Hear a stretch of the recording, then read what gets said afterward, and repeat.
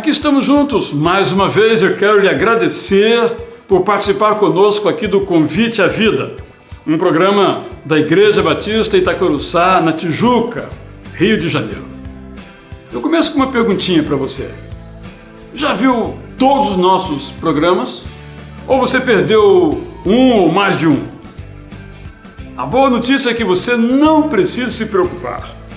Hoje nós estamos retomando alguns momentos de nosso Convite à Vida dos programas que foram ao ar anteriormente. Mas nosso programa hoje não é só feito de reprise. O brinde, por exemplo, é completamente novo. Hoje nós vamos sortear 5 exemplares da Bíblia de Estudo Esperança. Então você talvez vá perguntar o seguinte, mas o que é isso, uma Bíblia de Estudo? Respondo. Uma Bíblia de Estudo é uma Bíblia contendo todo o texto sagrado, sem tirar nada, só que ele é acompanhado de pequenos comentários, pequenas notas que ajudam a entendermos melhor o texto. E neste caso, os comentários foram preparados, todos eles, pelo grande especialista em Bíblia, o professor Luiz Saião. Como participar? Simples. Basta você acessar o nosso site conviteavida.org.br e responder à seguinte pergunta: em que canal você assiste ao programa Convite à Vida?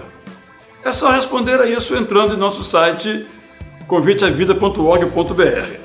Se você preferir escrever para nós, nosso endereço é Praça Barão de Corumbá 49, o CEP é 20.510-170. Se quiser telefonar, aqui estamos também para atender ao seu telefone. Mas ligue, por favor, no horário comercial para 021, que é o código da cidade do Rio de Janeiro, 3344-9700. 3344-9700. Enquanto você responde a pergunta para concorrer ao nosso brinde espetacular dessa semana, vamos para o intervalo. E na volta, você vai assistir a entrevista da juíza Vanelli Falcão, uma magistrada de grande atuação aqui em nosso estado, o estado do Rio de Janeiro, e que em nossa entrevista ela fala sobre a justiça brasileira, um assunto que certamente lhe interessa. Até lá então, voltamos já.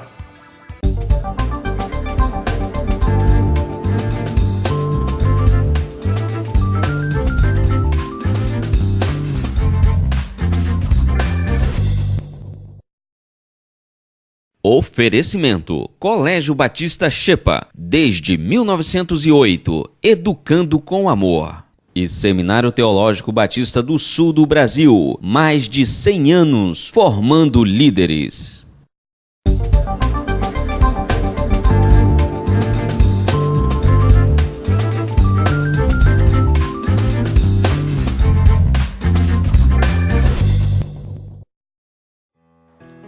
Estamos aqui hoje com a juíza de direito Vanelli Falcão, do Tribunal de Justiça do Rio de Janeiro.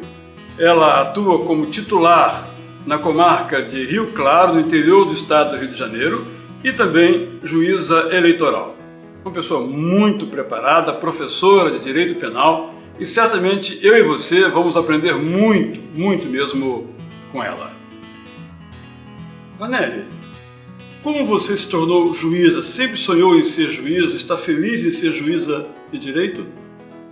Israel, eu costumo dizer que Deus me conduziu para o exercício da magistratura, para o exercício da judicatura, e que os sonhos de Deus foram até maiores do que os meus sonhos, porque o concurso da magistratura é um concurso muito difícil, é um concurso que dura aproximadamente de 1 ano a 1 ano e meio, entre as provas, todos os exames, e Deus foi me conduzindo passo a passo até eu conseguir alcançar o concurso da magistratura. Passei no primeiro concurso que fiz, já ocupava um cargo público antes de ser magistrada. À época eu era delegada de polícia aqui também do estado do Rio de Janeiro há 3 anos, e Deus reservou A magistratura, para mim, sou feliz, sou realizada, entendo que o juiz exerce uma função social. A gente costuma dizer que atrás do processo tem gente. Então, nós temos um compromisso com o jurisdicionado, em que pese nós termos uma série de formalidades legais a serem observadas na condução do processo, o juiz ele nunca pode perder de vista que ele exerce uma função social e que ele está ali para resolver um problema, dirimir um conflito, solucionar um problema de pessoas que esperam, anseiam pela jurisdição, anseio pela distribuição da justiça, e eu procuro me colocar diante de Deus sempre no sentido de que eu possa prestar o melhor serviço jurisdicional possível, prestar o melhor de mim.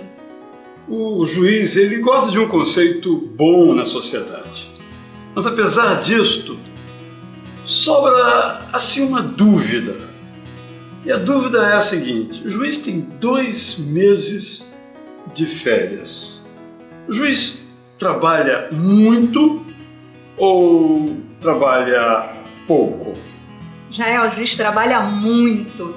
E essa previsão legal dos 60 dias de férias para o magistrado é justamente em função dessa sobrecarga para que o magistrado consiga se recuperar até a saúde dele para poder prestar a jurisdição. Então, o que a gente tem hoje nos magistrados de todo o país, se formos fazer uma radiografia, são pessoas que ingressaram na magistratura sem nenhum problema de saúde, que hoje possuem cardiopatias, têm problemas cardíacos, problemas de coração, são hipertensos, justamente por conta da forte carga de estresse. O juiz trabalha muito, trabalha aos finais de semana, trabalha aos feriados, leva processo para casa. Existem processos que, diante da complexidade do processo, ele não tem condições de julgar dentro do gabinete, porque no gabinete o juiz está ali para atender o advogado, no fórum ele está para fazer as audiências, para realizar outras atividades administrativas que também são da atribuição do juiz. Então não tem condições do juiz se dedicar a processos de alta complexidade no interior do gabinete. Então, não só por conta do volume, como por conta da complexidade,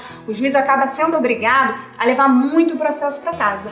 E no que pertine às férias de 60 dias, por vezes o juiz sequer consegue gozar o segundo período de férias, porque por necessidade de serviço, muitas das vezes o próprio Tribunal de Justiça local ele é obrigado a cancelar as férias dos juízes. Um exemplo que nós temos agora é a própria questão da justiça eleitoral. As minhas férias, eu sou juiz eleitoral, então temos eleições municipais esse ano. As minhas férias do segundo semestre já foram canceladas pelo Tribunal de Justiça aqui do Rio, justamente para que nós possamos prestar a justiça eleitoral, a jurisdição eleitoral no segundo semestre desse ano.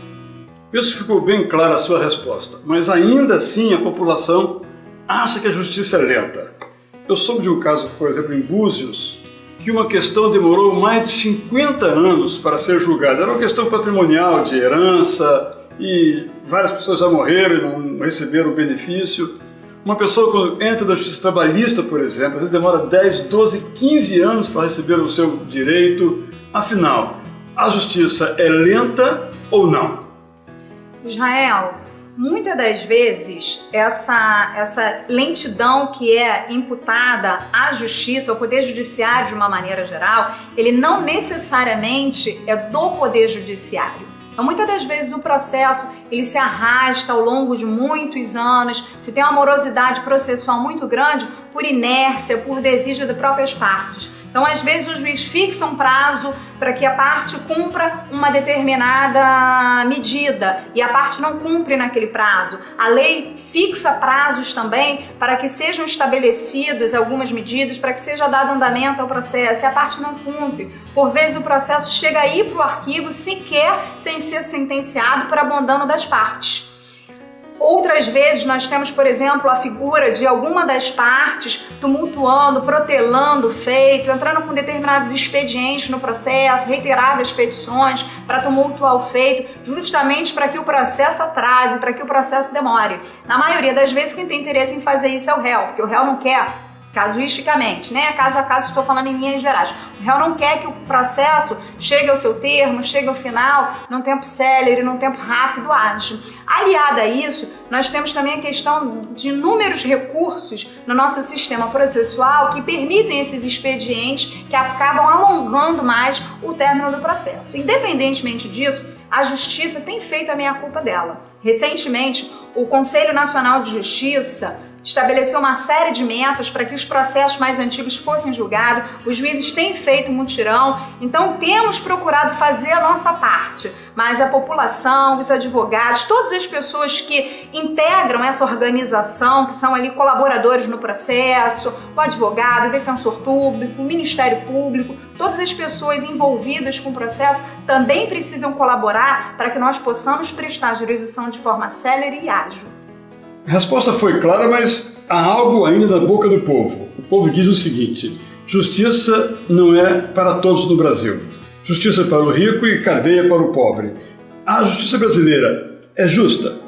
A justiça brasileira é justa, não existe essa injustiça sob o ponto de vista formal. O que acontece é que o pobre, muitas das vezes, não tem condições de pagar um bom advogado e não consegue ter acesso à jurisdição, ter acesso à justiça como deveria. Eu acredito que essa percepção ela já começou a ser reformulada a partir da Constituição de 88, com o fortalecimento das instituições democráticas. Então nós temos hoje, à guisa de exemplo, a Defensoria Pública, cada vez mais estruturada, cada vez mais ao alcance da população. Então Rio de Janeiro, por exemplo, tem uma das melhores defensorias públicas do Brasil, se não a melhor, e a partir da Defensoria Pública, dos órgãos de defesa do consumidor, a população começa a ter mais acesso ao judiciário. A partir do momento que a população tem acesso ao judiciário, tem acesso à ampla defesa que é assegurada na Constituição da República, começam a ser reduzidas essas diferenças.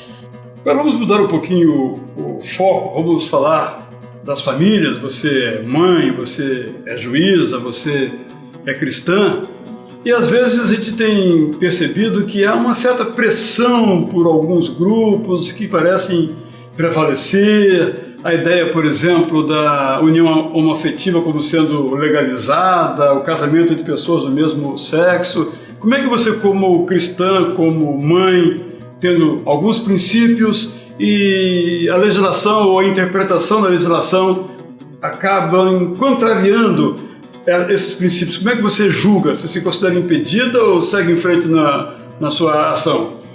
A gente não tem uma lei propriamente que regule atualmente a união homoafetiva ou o casamento entre pessoas do mesmo sexo. O que existe hoje, para que as pessoas possam entender, é uma decisão do Supremo Tribunal Federal reconhecendo a possibilidade de união estável entre pessoas do mesmo sexo. Mais recentemente, o STJ foi além, o STJ reconheceu a possibilidade até do casamento mesmo, a união, o caso por meio do casamento entre pessoas do mesmo sexo. Pessoalmente, eu não tive ainda que julgar nenhum caso nesse sentido, mas tecnicamente eu teria que me louvar nas provas dos autos e, eventualmente, se eu não me sentisse confortável por conta das minhas convicções cristãs, por conta das minhas convicções bíblicas, de forma alguma eu também prejudicaria a parte. Eu resguardaria as minhas convicções pessoais, as minhas convicções bíblicas, me daria por suspeita, por motivo íntimo, motivo de foro íntimo, e esse processo, em vez de ser julgado por mim, seria julgado por um outro colega, por um juiz tabelar.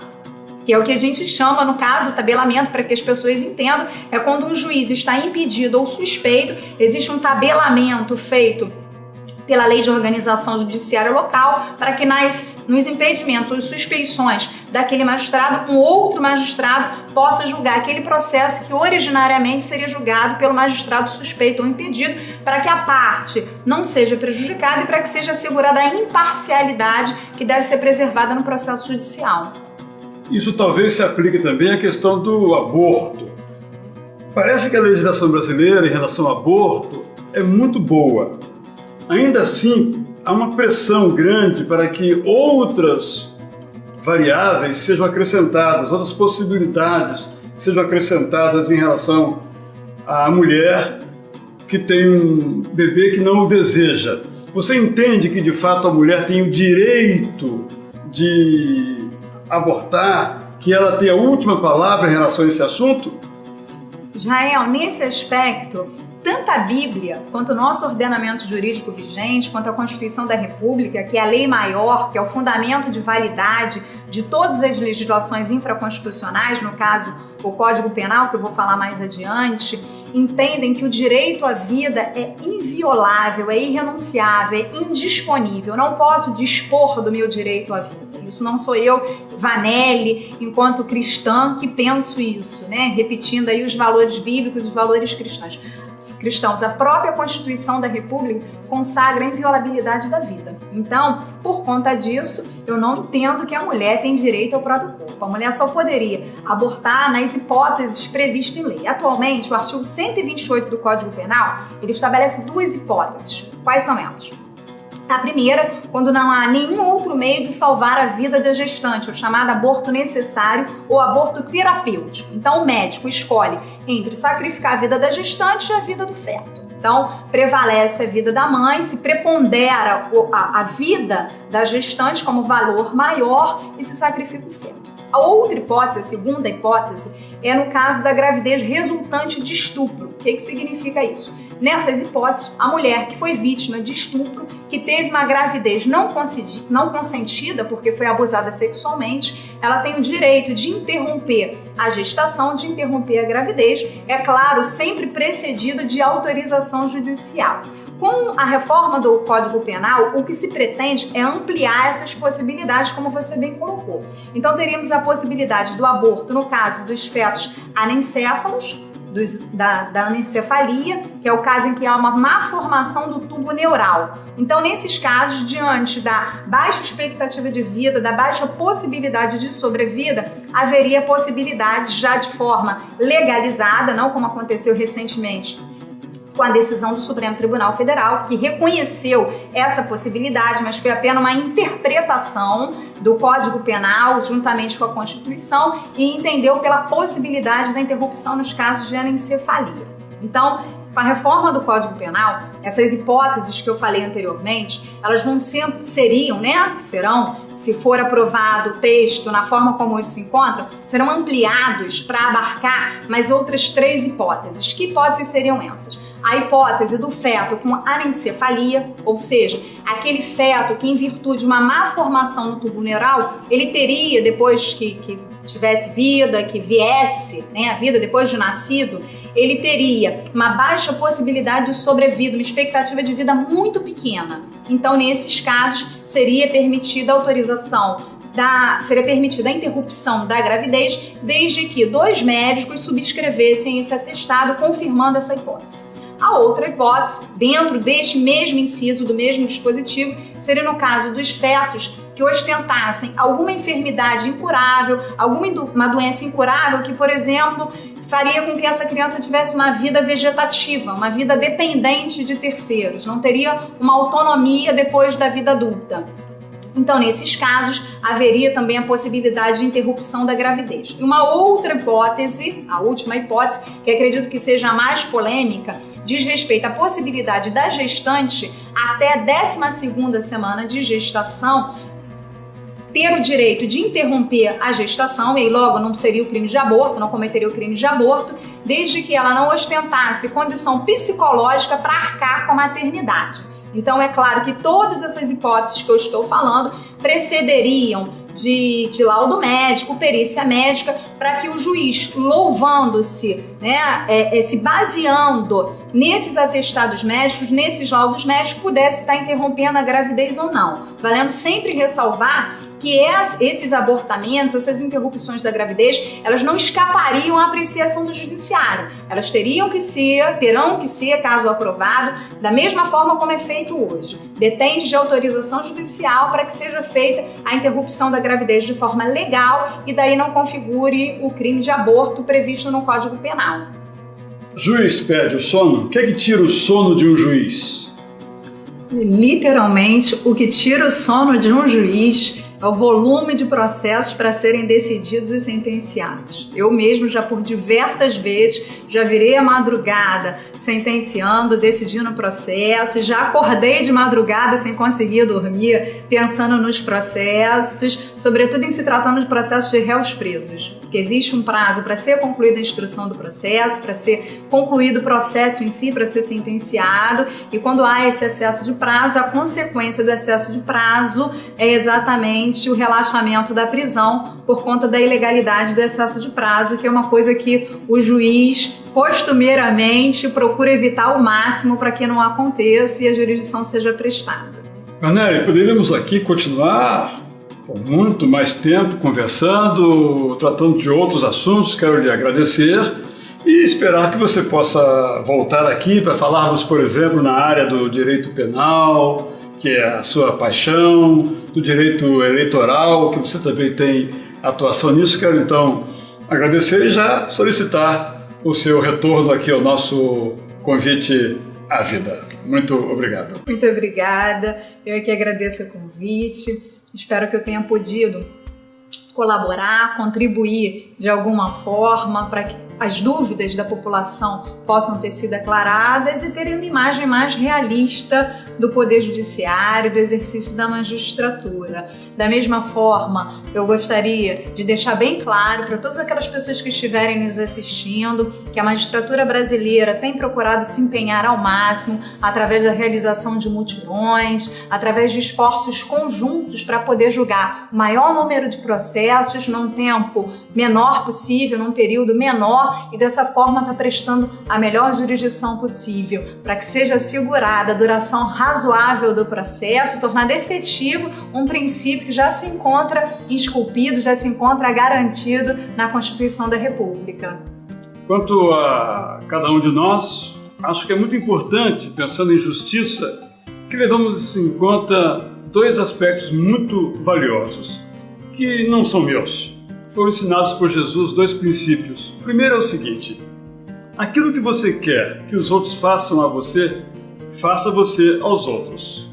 Quando nós considerarmos isto, haverá justiça independentemente de quaisquer outras condições. E há um princípio ainda maior, de ouro, princípio áureo, também de Jesus.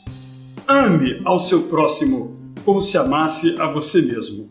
Se você quer justiça, só haverá justiça de fato quando o amor ao próximo, o amor ao outro, for colocado como valor maior da sua vida. Em outras palavras, a justiça começa comigo, ela começa com você.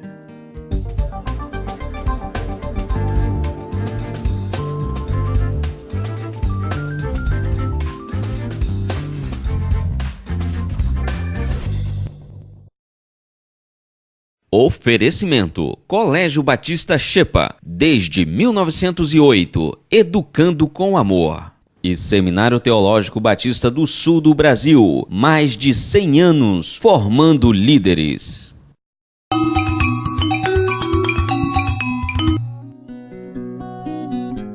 Você sabe, uma pessoa vale pelo que diz pelo que pensa, pensa pelo que lê.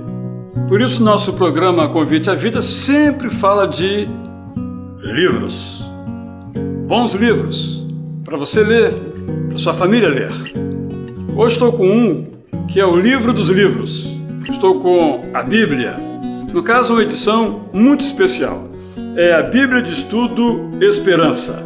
365 perguntas e respostas sobre a vida e a morte. É uma edição chamada Bíblia de Estudo, que é uma Bíblia que tem comentários, que tem notas, que trazem esclarecimentos, informações, orientações, para que nós possamos ler melhor o livro que é a Palavra de Deus, assim cremos nós, os cristãos. Nessa daqui, o professor Saião preparou então essas notas, uma para cada dia do ano, que são de grande auxílio. Eu vou ler uma para você, por exemplo. Jesus diz que Deus faz nascer o sol sobre maus e bons e faz chover sobre justos e injustos. Mateus 5,45. Sobre isso, Saião então comenta nessa nota de número 288. Imagine o que aconteceria com esse mundo se Deus abençoasse apenas as pessoas boas. É muito importante entendermos que Deus não age conosco com base na retribuição imediata. Se Ele fizesse isso, quem sobreviveria? Deus nos dá muito mais do que merecemos. Suas bênçãos não só são fruto do seu amor, mas também uma constante lembrança de que devemos nos voltar para Ele. E se formos bem sinceros, iremos descobrir que não há ninguém tão justo na terra que nunca peque. Portanto, todos nós desfrutamos das bênçãos de Deus sem merecê-las. Este é um comentário entre tantos outros que temos aqui na Bíblia de Estudo Esperança, da editora Vida Nova, que eu recomendo a você comprar. E, no nosso caso aqui, estamos sorteando 5 exemplares desse livro, porque entendemos que a Bíblia é o livro que nos orienta, nos molda, nos dá paz, muda as nossas vidas. No Brasil e em todos os lugares do mundo, como a Indonésia, por exemplo, onde a Junta de Missões Mundiais está com seus missionários, e vamos ouvir um pouquinho do que Deus está fazendo lá, colocando em prática aquilo que a Bíblia Sagrada diz.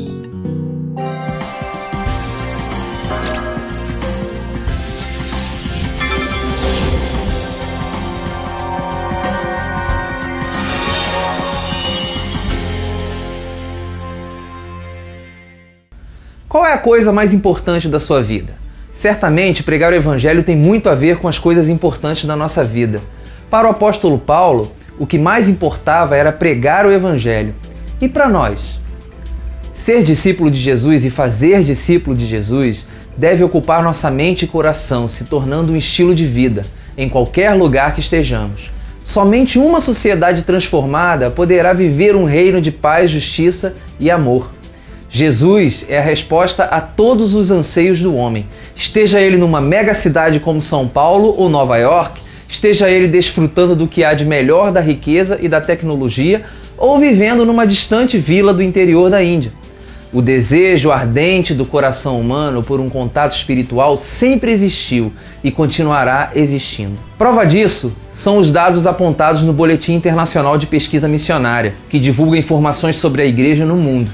Esse jornal americano divulgou que existem hoje no mundo mais de 10 mil religiões e que o cristianismo está perdendo espaço para as novas religiões que surgem. Somos 2 bilhões de cristãos em todo o mundo, para uma população que já passa de 7 bilhões de pessoas. Metade desses cristãos, ou seja, 1 bilhão, é de católicos. Apesar de tudo isso, o Brasil dá sinal de vida e se destaca como o 2º maior país protestante do mundo. E cada dia cresce mais o número de evangélicos no país. Hoje, já somos mais de 20% da população. Mas será que o crescimento do número de missionários é o mesmo que o crescimento de evangélicos na população brasileira? Hoje, com relação aos batistas, por exemplo, temos um missionário para cada 10 mil batistas brasileiros. Não podemos ignorar que há mais de 4 bilhões de pessoas no mundo que nunca ouviram falar de Jesus e cerca de 2.200 povos que ainda não conhecem a palavra de Deus. Grande parte desses povos que ainda esperam pelo Salvador vive na Ásia. A Indonésia é um exemplo disso. É o maior arquipélago da Terra, com 17 mil ilhas e a maior nação muçulmana do planeta. A Indonésia é uma das regiões da Terra mais afetadas por desastres naturais, e uma das piores catástrofes já registradas ali foi o tsunami de 2004, na província de Aceh. Vocês devem lembrar quando mais de 200 mil pessoas morreram. Além dos destroços, enchentes, fome e falta de abrigo têm feito dessa bela nação um lugar de sofrimento, as consequências para a população são o medo e a insegurança. O cristianismo chegou à Indonésia em 1511, mas ainda há muito para fazer nesse país para que o evangelho seja conhecido de toda a população. Se você não pode pregar o evangelho na Indonésia, você pode ajudar a enviar missionários a essa nação com ações simples, como você vai ver no documentário a seguir. Qual é a coisa mais importante da sua vida? Os povos das distantes ilhas estão clamando. Qual será a sua resposta?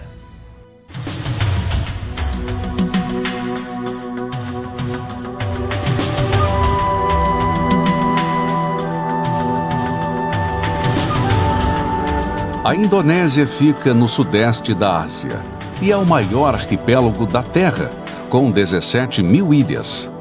Tem 232 milhões de habitantes e mais de 80% são muçulmanos, o que torna o país a maior nação muçulmana do planeta. As florestas tropicais e belas praias atraem turistas para as suas ilhas, como Java, onde templos, palácios e festivais de música e dança divertem visitantes o ano inteiro. Uma das regiões da Terra mais afetadas por desastres naturais, a Indonésia tem sido arrasada por tempestades, terremotos e erupção de vulcões. Vilarejos têm sido varridos, populações inteiras dizimadas, casas destruídas e milhares de pessoas desaparecidas.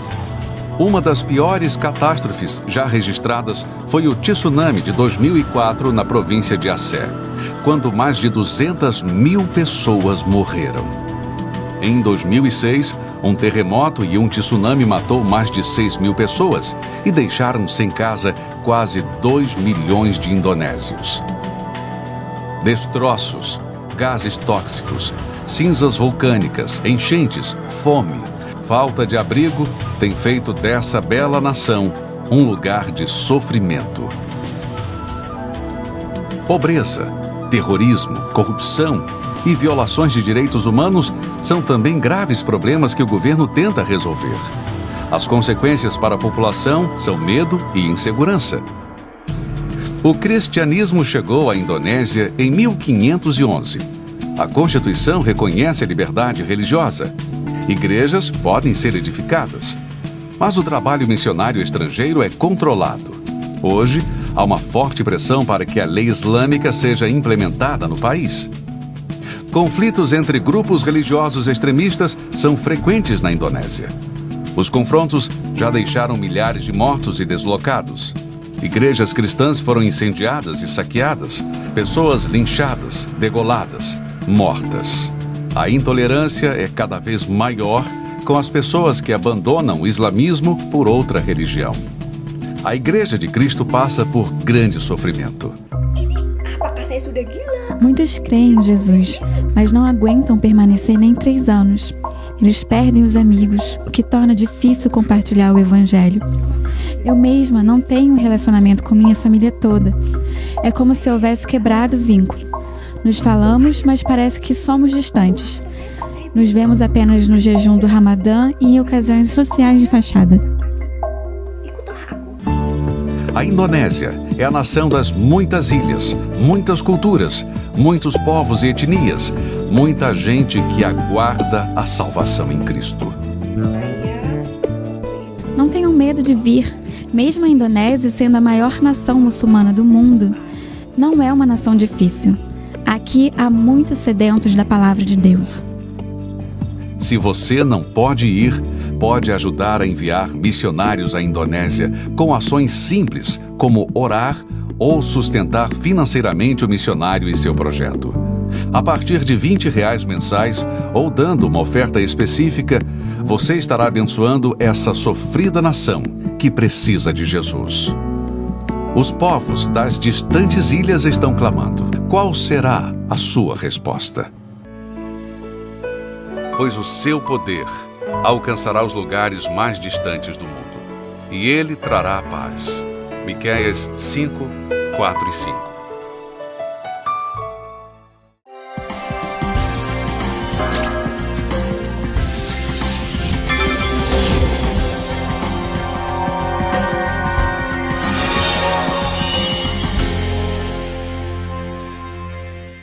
Oferecimento: Colégio Batista Shepa, desde 1908, educando com amor.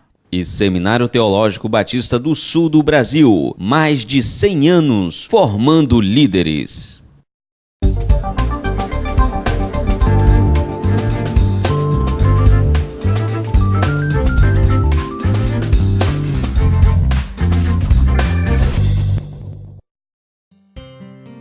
Hoje eu quero falar sobre a questão essencial da vida.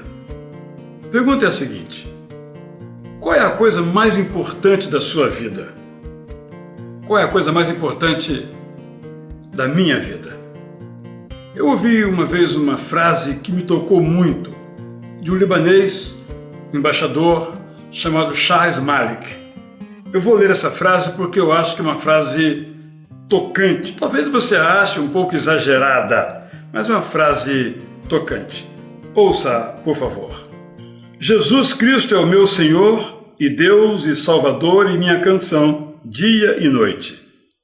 Posso viver sem comida, sem bebida, sem dormir e sem ar, mas não posso viver sem Jesus. Sem Ele, eu teria perecido há muito tempo. Esta convicção desse embaixador nos leva a um texto de Jesus extraordinário no Sermão do Monte, capítulo 6 do Evangelho de Mateus, o primeiro evangelho do Novo Testamento. Se você puder me acompanhar, fará muito bem. Nesse texto, Jesus então diz que devemos prestar atenção para vermos qual é aquilo que dirige as nossas vidas. Qual é a pergunta que nós vivemos para responder? É esta. Eu quero que você pense nisso. Qual é a coisa mais importante da sua vida? Nesse texto, Jesus então nos dá a seguinte orientação que eu vou ler.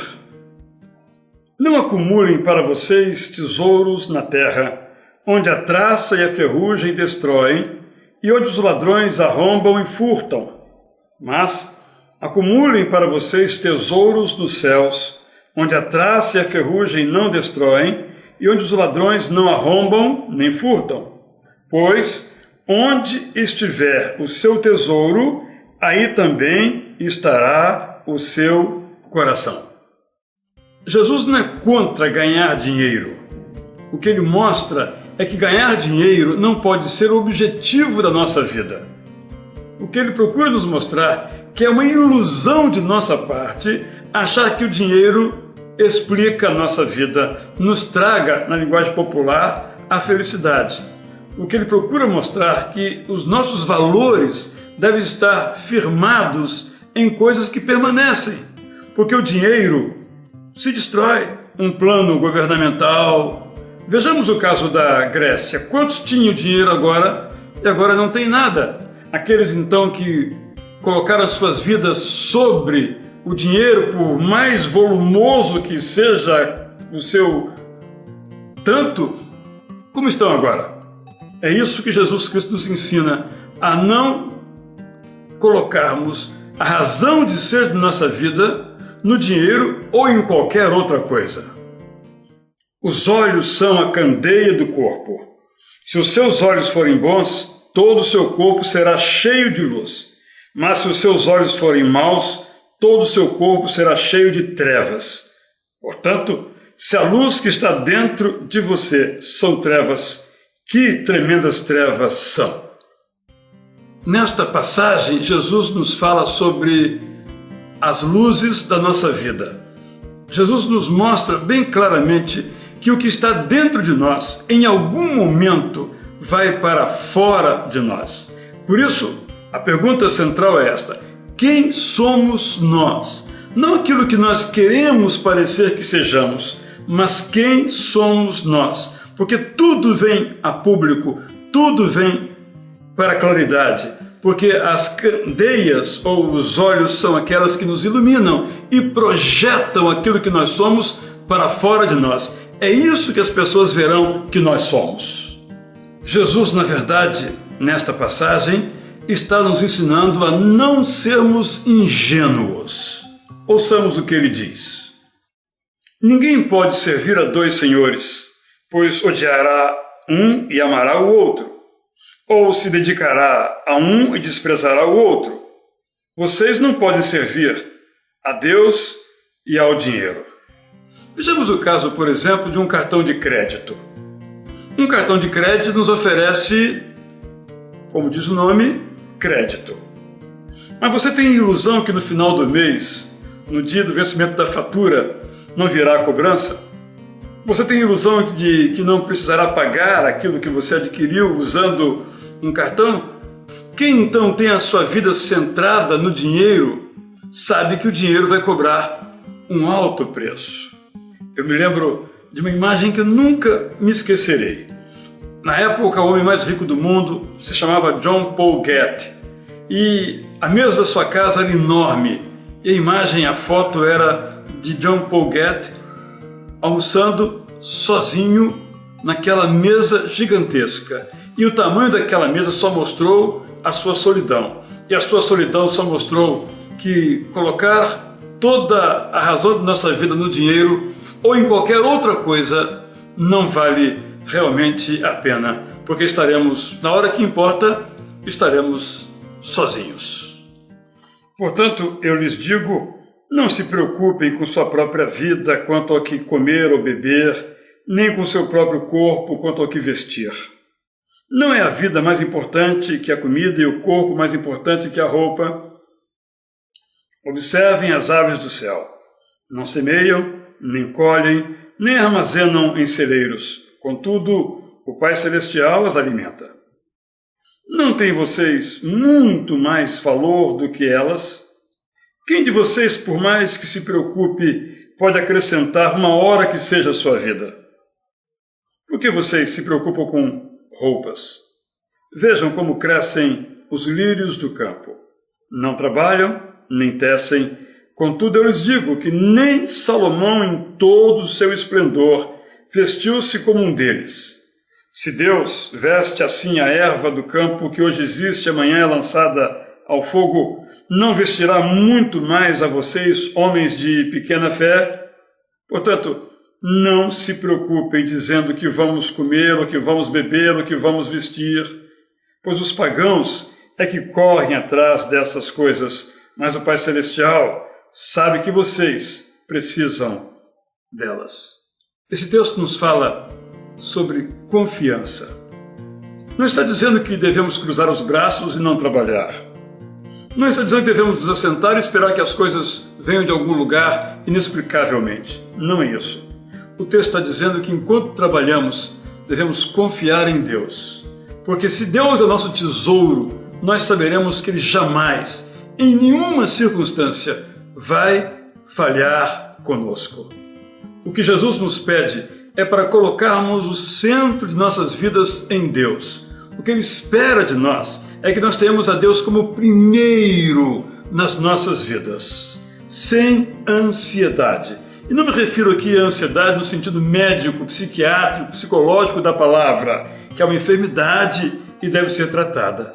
Eu me refiro aqui àquela ansiedade, àquela volúpia, aquele desejo de ter mais e mais coisas, títulos, bens, carros, como se isso fosse resolver os nossos problemas, fosse trazer alegria às nossas vidas, porque todas essas coisas são passageiras. E depois que passam, com o que nós ficamos? É isso que Jesus Cristo diz, para confiarmos em Deus como provedor, como aquele que provê o alimento para o pássaro e também, usando os recursos que Ele quer, prover para nós o alimento, a roupa, tudo o que precisamos para a nossa vida. Jesus conclui a sua mensagem dizendo o seguinte: busquem em primeiro lugar o reino de Deus e as demais coisas lhes serão acrescentadas. Aqui está, portanto, a afirmativa que deve nortear todo o nosso coração. Qual é a coisa mais importante da nossa vida? Vou contar uma história que nos ajuda a entender bem o que eu estou querendo dizer. Eu me refiro aqui à história do pastor iraniano Youssef Nadarkhani. Ele está preso, condenado por ser cristão num país em que não é permitido a alguém trocar de religião, deixar a religião oficial. No entanto, a nós pode parecer estranho que, tendo sido ofertada a ele a oportunidade de negar a sua fé e continuar vivo, ele preferiu manter a sua fé, custe o que custar. Não sabemos qual será o seu destino, se ele vai morrer por sua fé, se ele será libertado, nós não sabemos. Mas ele está disposto a obedecer às autoridades, nas suas palavras, mas seguir a Jesus. Por quê? Porque Jesus é o centro da vida de Youssef Nadarkhani. E quem é o centro da sua vida? Ouvi uma vez uma jovem dizer o seguinte: toda vez que eu ouço sobre amar a Jesus, sobre a morte de pessoas, de mártires por Jesus, eu então digo a mim mesma: eu seria capaz de morrer por Jesus. Não seria. Eu seria capaz de morrer pelo meu pai, mas por Jesus, não. E ela ficou incomodada com essa frase, porque ela revela para ele o seu pai como sendo o mais importante na sua vida. E ela se pergunta se está no caminho certo. Não é esse o ponto nesse instante. Não estou pedindo a você, nem peço isso a mim mesmo, para morrer por Jesus. O que eu estou dizendo é que eu tenho que definir, você tem que definir qual é a coisa mais importante da sua vida. Isso se define quando eu digo, por que causa estou pronto, estou disposto a morrer? Como um exemplo, embora também como uma possibilidade. Busquem, primeiramente, o reino de Deus, e as demais coisas serão acrescentadas. Ou seja, não devemos buscar primeiro as demais coisas, mas primeiramente o reino de Deus e a sua justiça. E depois as coisas nos virão. Primeiramente, Jesus Cristo e o seu senhorio, o seu comando sobre nossa vida, porque todas as outras necessidades serão preenchidas. Eu então lhe pergunto, qual é a coisa mais importante da sua vida?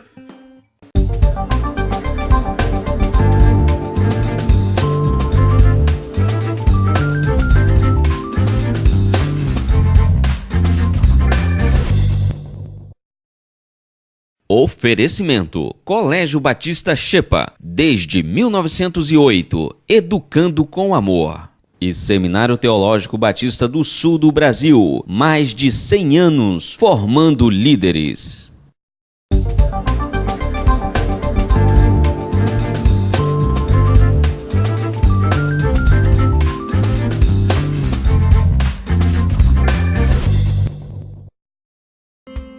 Nosso entrevistado de hoje no Convite à Vida é Renato Reis. Ele trabalha na Junta de Missões Mundiais da Convenção Batista Brasileira. Esta convenção envia missionários para o mundo inteiro, inclusive para o continente asiático. E todos os missionários que atuam na Ásia são coordenados pelo pastor Renato Reis, que está conosco hoje aqui e vai nos informar sobre como está o interesse por Jesus Cristo no mundo em que nós vivemos, na Ásia em particular. Renato, é um prazer muito grande ter você aqui no nosso Convite à Vida para esclarecer os nossos ouvintes e telespectadores sobre a obra missionária no mundo. Eu que agradeço. Na verdade, é uma grande alegria poder participar desse programa e esclarecer as pessoas a respeito de assunto tão importante. Então vamos logo à primeira pergunta que as pessoas têm uma imensa curiosidade. A pergunta é a seguinte: podemos dizer que no mundo de hoje há liberdade de expressão religiosa ou não? Israel, a resposta é sim e não. Você tem lugares onde há total liberdade religiosa. Os missionários entram e saem, têm visto e podem trabalhar com os crentes locais. E há outros lugares em que sequer visto de turista é dado às pessoas que querem entrar nesses países. E quais são esses países onde a dificuldade é mais intensa? Normalmente são países ligados ao comunismo e ao islamismo. Nos países ligados ao comunismo, por exemplo, você tem a Coreia do Norte, considerado o país mais fechado do planeta. Às vezes o governo não dá visto de turista para se entrar ali. E todo aquele que é descoberto como crente em Jesus ou de uma outra religião qualquer, ele é preso, é afastado totalmente de qualquer comunicação com a sua família e passa muitas restrições. Há notícias de que muitos deles são mortos. Eu tenho várias histórias a esse respeito, mas eu participei de uma situação muito interessante, Renato. Foi a seguinte: eu estive na China acompanhando um nosso missionário lá, que atua em outra área, não como missionário, mas em outra área, e ele me levou a um projeto que ele tem na fronteira da China com a Coreia do Norte. É um projeto para distribuir comida, basicamente arroz. Então a pessoa atravessa a fronteira com risco de morte. Na época do gelo é mais fácil atravessar, os guardas estão por ali, mas se conseguem atravessar, vêm, recebem esse arroz. Mas junto recebe o Evangelho de Jesus Cristo. E volta até ao seu país. Eu tenho esperança que quando a Coreia se abrir, nós vamos encontrar muitas pessoas que foram buscar o arroz do lado chinês e levaram também no seu coração a palavra de Deus, levaram Jesus Cristo. Você também acha que isso pode ser possível? Na verdade, Israel, a gente não sabe o que Deus está fazendo por completo. Deus tem usado essa situação que nós conhecemos também. É verdade que alguns têm saído, recebido o Evangelho e voltado com essa mensagem para alcançar o seu povo. Nós não sabemos notícias do que acontece com essas pessoas depois que retornam à Coreia do Norte, mas isso de verdade tem acontecido e a nossa esperança é essa mesmo, que no futuro, quando nós tivermos mais liberdade lá, nós tenhamos conhecimento de vidas que foram transformadas, famílias conquistadas, igrejas plantadas naquele lugar. Mas você falava também de outro tipo de restrição que há no mundo islâmico. Sim. Países ligados ao islamismo e que adotam a lei denominada Sharia, eles então impõem muitas restrições. Que países são esses? Posso citar a Arábia Saudita, o Irã, o Iêmen e outros países ali do Oriente Médio e também a Indonésia, o maior país muçulmano do mundo.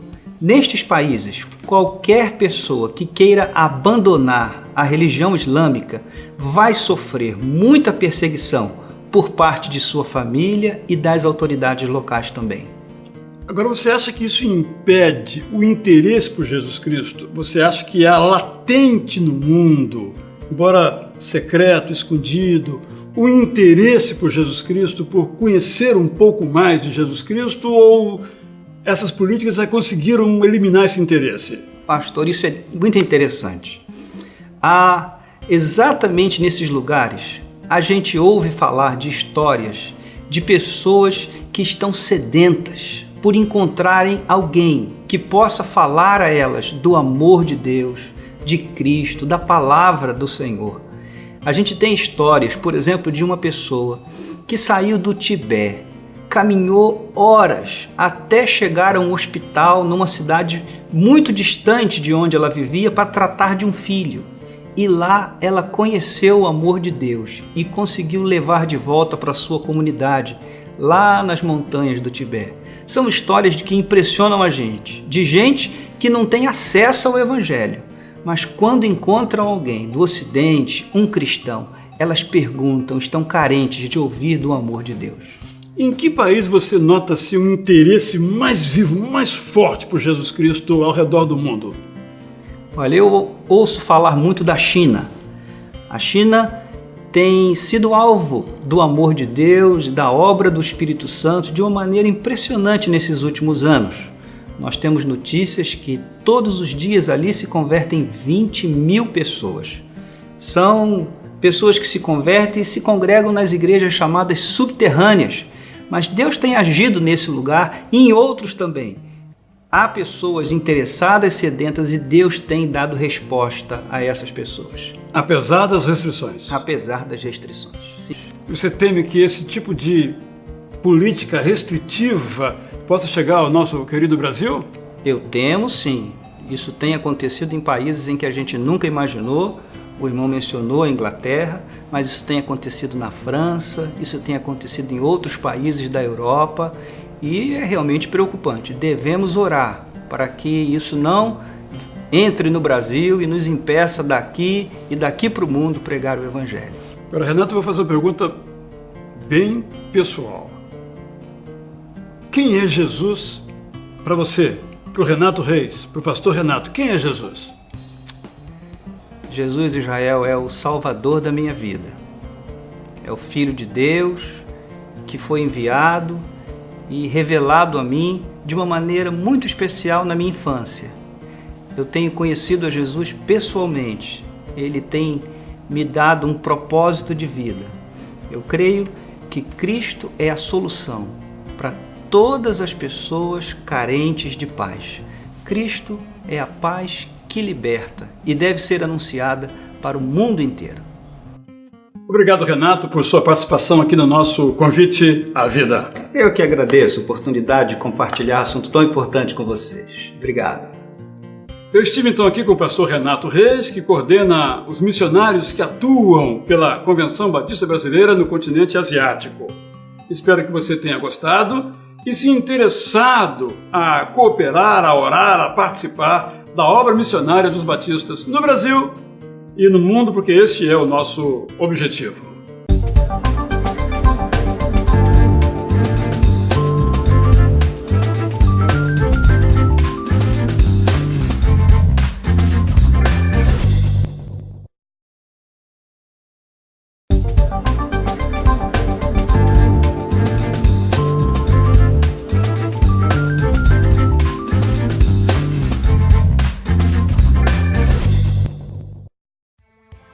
Espero que você tenha gostado do nosso programa Convite à Vida Especial.